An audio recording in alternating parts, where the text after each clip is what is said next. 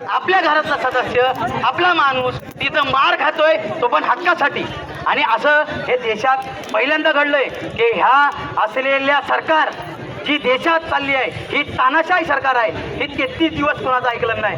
26 दिवस आपले देशाचे सायंटिस्ट हे तिथं अनशनवर बसले, पण एकही सरकारमधला मंत्री कालपर्यंत गेला नव्हता.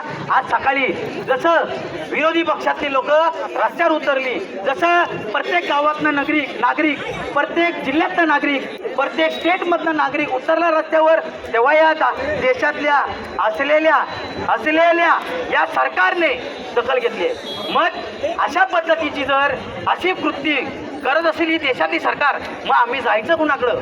आज ते सांगलं जातंय की हे विरोधी पक्षातले सगळे नेते उतरलेत आणि राजकारण करताय. अहो, एक गोष्ट लक्षात ठेवा, राजकारण करायची कुणाला हौस नाही, पण राहुल गांधींना जेव्हा तुम्ही उचललात तेव्हा 150 करोड ज्या लोकांचा प्रतिनिधी, देशाचा प्रतिनिधी जेव्हा देशाच्या विद्यार्थ्यांचा विषय ठेवतो तेव्हा तुम्ही त्यांना उचलताय.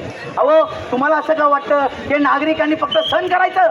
जर मुसलमान बोलला तर तो आतंकवादी, विद्यार्थी बोलला तर तो आतंकवादी, इन्शाल्लाह बोलला तरी आतंकवादी. मग मुसलमानांनी काय तुमच्याकडनं काय दाखले घ्यायचे का? या मुसलमानांना अधिकार या संविधानाने दिलाय. हे देश जेवढा तुमचा आहे तेवढाच आमचा राहणार आणि पुढे पण राहणार.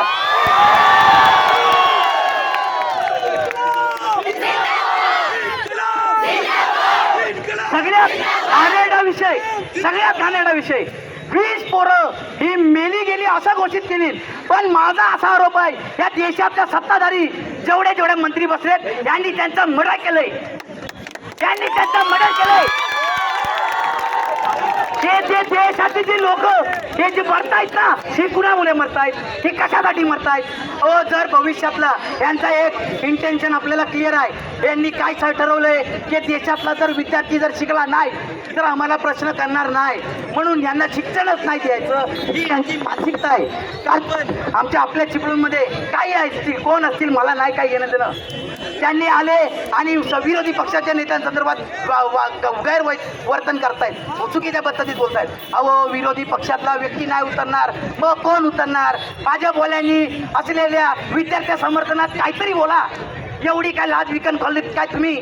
आमच्या भविष्यासोबत का खेळताय? प्रत्येक विद्यार्थी तोच प्रश्न विचारतोय जो प्रश्न आज आम्ही विचारतोय. आम्हाला काय हाऊस आली काय तुमच्या विरोधात बोलायला? पण तुम्ही त्या पद्धतीचे कामच करताय, म्हणून आम्ही तुम्हाला बोलतोय आणि पुढे पण भविष्यात बोलतच राहणार.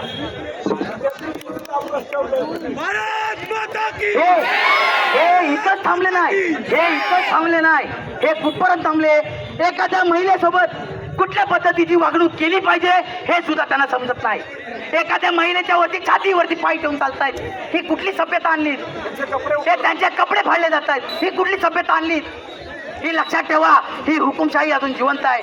जेव्हा तानाशाही राजशाही चालू कराल तेव्हा तुम्ही इंग्रजांसारखे वागायला चालू करा. हे ब्रिटिश काल, जेव्हा ब्रिटिशांना जर महाराष्ट्र या देशातून खदेडून काढले तर लक्षात ठेवा, भाजपवाल्यांना जास्त ट्वेल जाणार नाही, 100% तुम्हाला पण काढणार.